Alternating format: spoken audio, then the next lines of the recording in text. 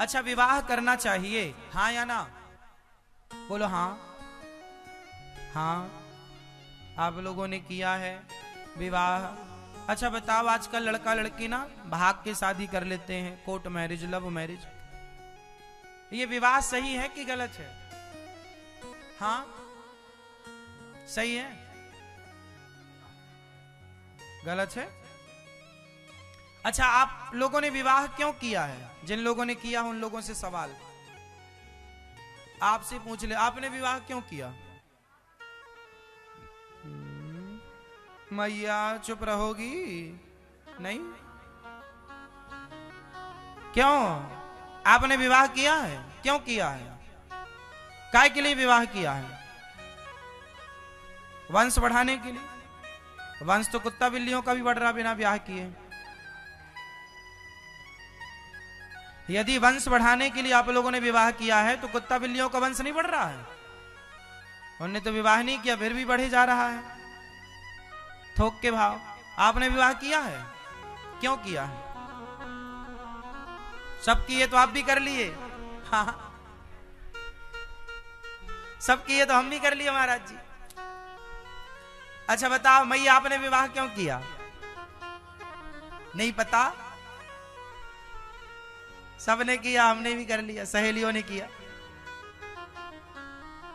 मैया आपने, लाल मैया आपने विवाह क्यों किया? नहीं पता? लो, विवाह कर लिया, पता ही नहीं। हाँ? ये भैया आपने विवाह किया? ओ भैया आपसे पूछ रहे, सोफे में बैठे हो। हाँ, आपने विवाह किया? अभी नहीं किया, करोगे? क्यों करोगे? आप लोगों ने, ब्रह्मा विष्णु महेश बताएंगे, आप लोगों ने विवाह क्यों किया? क्यों किया विवाह आप लोगों ने?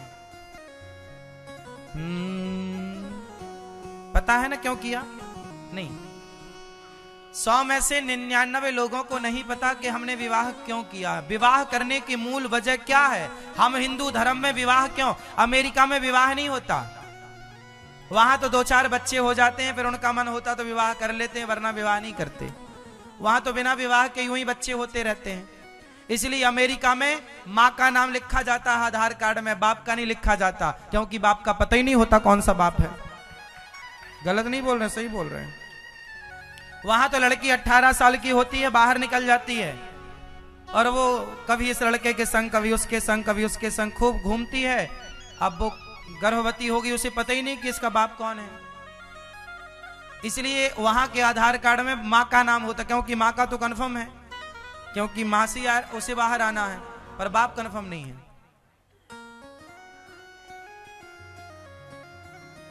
इसलिए हम भारतीय हैं, हमारे यहां पिता का नाम कंफर्म है, हाँ या ना?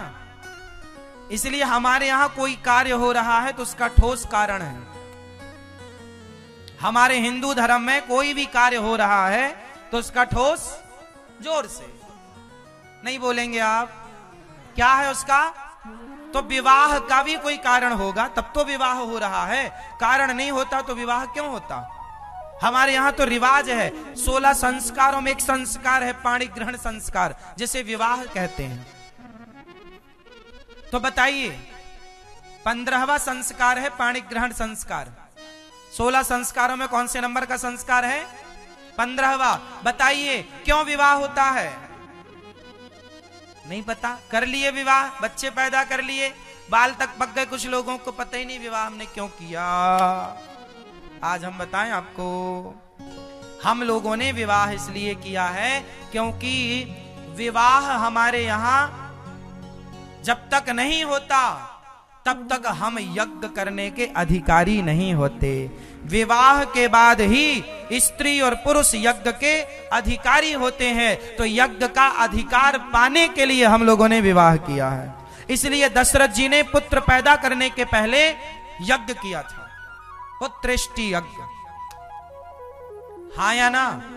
हम भारतीय हैं, हमारे यहां यज्ञ होता है। यज्ञ ईश्वर की आराधना है। यज्ञ के इसलिए हमारे यहाँ कोई भी कार्य होता है जोड़े से होता है, पति और पत्नी दोनों बैठ तब पूरा। इसलिए स्त्री अकेले हवन नहीं कर सकती और पुरुष अकेले हवन नहीं कर सकता। यदि आप गृहस्थ हो तो दोनों पति पत्नी मिलकर ही आप यज्ञ करेंगे, तब पूर्ण माना जाएगा।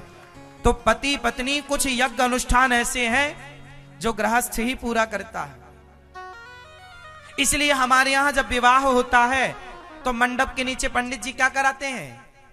यज्ञ। वो यज्ञ ही तो है।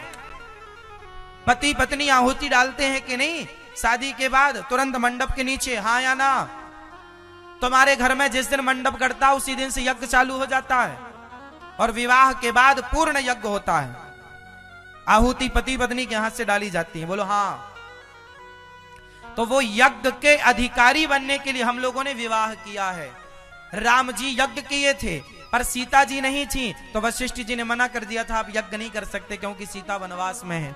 तो क्या करें? तब सोने की सीता बनाई गई और राम जी के बगल में बिठाई गई। तब राम जी यज्ञ के अधिकारी बने। राम भी यज्ञ के अधिकारी तब बने जब सीता मैया सोने की बगल में बैठी। तो पत्नियां क्यों होती हैं? पत्नी केवल भोग का सामान नहीं, ये हमारे यज्ञ के काम आती है, इसलिए विवाह होता है। इसके बिना यज्ञ नहीं होता। हम पुरुष लोग यज्ञ के अधिकारी नहीं है बिना अर्धांगिनी के, इसलिए हमारे यहां बोला जाता है अर्धांगिनी, और आप लोग बोलते हैं वाइफ। काहे बोलते हो? बीबी। आप लोगों ने तो गजब गजब शब्द बनाया, बीबी वाइफ। काहे तुम नाश किए बैठे हो अपने संस्कृति का? क्यों नहीं कहते ये मेरी अर्धांगिनी? सही शब्द क्या है पत्नी के लिए? जोर से, अर्धांगिनी, मेरी धर्म पत्नी। हमारे यहां पत्नी के सामने क्या लगता है? धर्म। मेरी कौन है ये? धर्म पत्नी। ये कौन है आपकी? ये आपकी वाइफ और बीवी इत्यादि, ये बिल्कुल गलत शब्द हैं।